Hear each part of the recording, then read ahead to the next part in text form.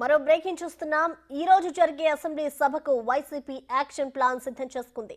శాంతి భద్రతలు కాపాడండి అనే నినాదంతో అసెంబ్లీలో గళం విప్పాలని నిర్ణయించుకుంది. రాష్ట్రంలో శాంతి భద్రతలపై అసెంబ్లీలో నిరసన తెలపాలని వైసీపీ యోచిస్తోంది. తమ నేతలపై దాడులు జరిగాయని అసెంబ్లీ సమావేశాల్లో గవర్నర్ ప్రసంగంలో దీనిపై వివరణ ఇవ్వాలని వైసీపీ డిమాండ్ చేయనుంది. వీటిపై వివరణ ఇవ్వని పక్షంలో గవర్నర్ ప్రసంగాన్ని అడ్డుకునేందుకు వైసీపీ రెడీ అవుతోంది. ప్రభుత్వం వివరణ ఇచ్చే వరకు ఆందోళన చేపట్టాలని వైసీపీ చూస్తోంది. ఇప్పటికే ఏపీలో శాంతి భద్రతలు క్షీణించాయని గవర్నర్కు ఫిర్యాదు చేశారు జగన్.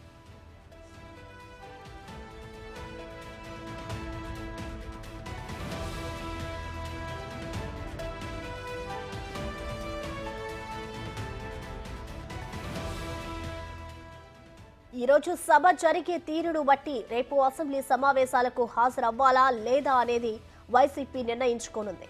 శాంతి భద్రతలపై 24న ఢిల్లీలో ఆందోళన చేయనుంది వైసీపీ. రేపు మధ్యాహ్నానికి వైసీపీ ఎమ్మెల్యేలు ఎమ్మెల్సీలు ఢిల్లీ వెళ్లనున్నారు.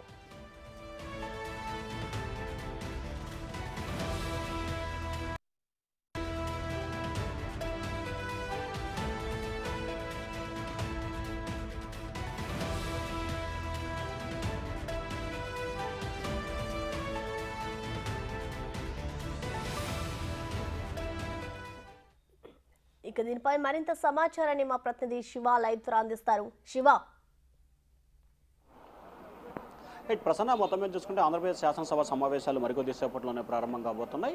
గత 45 రోజుల ప్రభుత్వ పాలనకు సంబంధించి కూడా వైఎస్ఆర్సీపీ ఈరోజు రాష్ట్రంలో శాంతి భద్రతల తీరుపై కూడా ఆందోళన చేయాలని చెప్పి కూడా ఆ పార్టీ నేతలు నిర్ణయం తీసుకున్నట్టు తెలుస్తూ ఉంది. ప్రధానంగా ఆంధ్రప్రదేశ్కు సంబంధించి వైఎస్ఆర్సీపీ నేతలు ఏదైతే అధికారం చేపట్టిన దగ్గర నుంచి ఆ పార్టీకి సంబంధించిన నేతలు కార్యకర్తలు అనేక మందిపై కూడా దాడులు హత్యలు జరిగిన పరిణామాలని కూడా ఈరోజు అసెంబ్లీ వేదికగా కూడా తమ నిరసన గళాన్ని వినిపించాలని చెప్పి కూడా వైఎస్ఆర్సీపీ నిర్ణయం తీసుకుంది.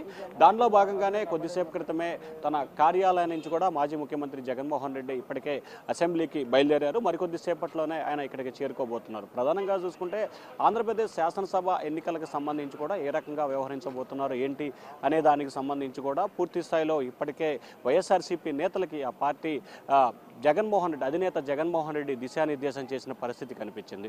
ఏదైతే 45 రోజుల కాలంలో వైఎస్ఆర్సీపీకి సంబంధించిన నేతలపై జరిగిన హత్యలకు సంబంధించి కానీ దాడులకు సంబంధించి కానీ అసెంబ్లీ వేదిక కూడా నిరసన గళాన్ని వినిపించాలని చెప్పి కూడా నిర్ణయం తీసుకున్న పరిస్థితి కనిపిస్తుంది. సో ఈ నేపథ్యంలోనే ఇటీవల జరిగిన పరిణామాలు ఏదైతే ఉన్నాయో వాటన్నిటికి సంబంధించి కూడా పూర్తి స్థాయిలో తమ నిరసన గళాన్ని తెలపాలని చెప్పి కూడా నిర్ణయం తీసుకున్నట్లు తెలుస్తూ ఉంది. ఇప్పటికే ఆ పార్టీకి సంబంధించిన నేతలు ఒక్కొక్కరుగా ఎమ్మెల్యేలు ఎమ్మెల్సీలు కూడా అసెంబ్లీకి చేరుకుంటున్న పరిస్థితి కనిపిస్తూ ఉంది. ప్రస్తుతం ఆ పార్టీకి సంబంధించిన ఎమ్మెల్సీలకు సంబంధించి కానీ లేకపోతే మిగిలిన నేతలు కూడా ఉన్న పరిస్థితి కనిపిస్తూ ఉంది. సో ప్రధానంగా చూసుకుంటే రాష్ట్రంలో శాంతి భద్రత అంశానికి సంబంధించి సార్ చెప్పండి, ప్రధానంగా ఏ అంశం మీద ఈరోజు అసెంబ్లీలో గడవకపోతుంది?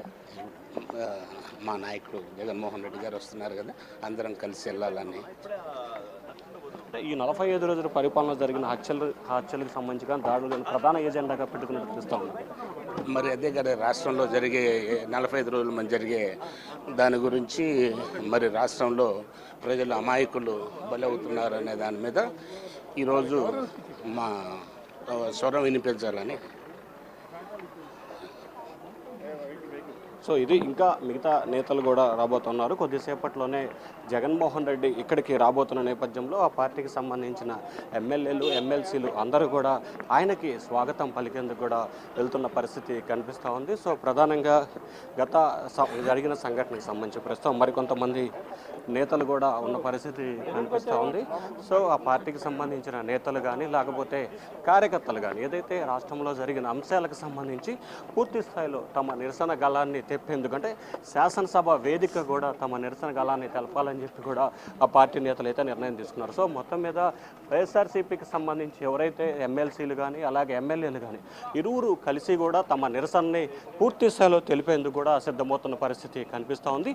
ఇప్పటికే ఒక్కొక్కరుగా అసెంబ్లీ ప్రాంగణానికి చేరుకున్న వైఎస్ఆర్సీపీ ఎమ్మెల్సీలు ఎమ్మెల్యేలు కూడా ఆ పార్టీ అధినేత జగన్మోహన్ రెడ్డి ఇక్కడికి రాబోతున్న నేపథ్యంలో కూడా ఆయనకి స్వాగతం పలికేందుకు కూడా ఆ పార్టీ ఎమ్మెల్యేలు ఎమ్మెల్సీలు కూడా అక్కడికి వెళ్తూ ఉన్నారు. సో ఇది మొత్తం మీద చూసుకుంటే శాసనసభకు సంబంధించి గత 45 రోజుల కాలంగా రాష్ట్రంలో జరిగిన వైఎస్ఆర్సీపీ అల్లర్లు కానీ విధ్వంసాలకు సంబంధించి తమ గళాన్ని అసెంబ్లీ వేదికగా వినిపించాలనేది వైఎస్ఆర్సీపీ ఆలోచనగా కనిపిస్తూ ఉంది. సో దానిలో భాగంగానే ఈరోజు అసెంబ్లీ సమావేశాలని తమకు అనుకూలంగా మార్చుకోవడంతో పాటు గవర్నర్ ప్రసంగానికి కూడా ఖచ్చితంగా అడ్డు తగిలి తమకు ఏదైతే రాష్ట్రంలో జరిగిన శాంతి భద్రతలకు సంబంధించి కూడా పూర్తి స్థాయిలో వివరణ ఇవ్వాలనేది కూడా వైఎస్ఆర్సీపీ ఆలోచనగా కనిపిస్తూ ఉంది.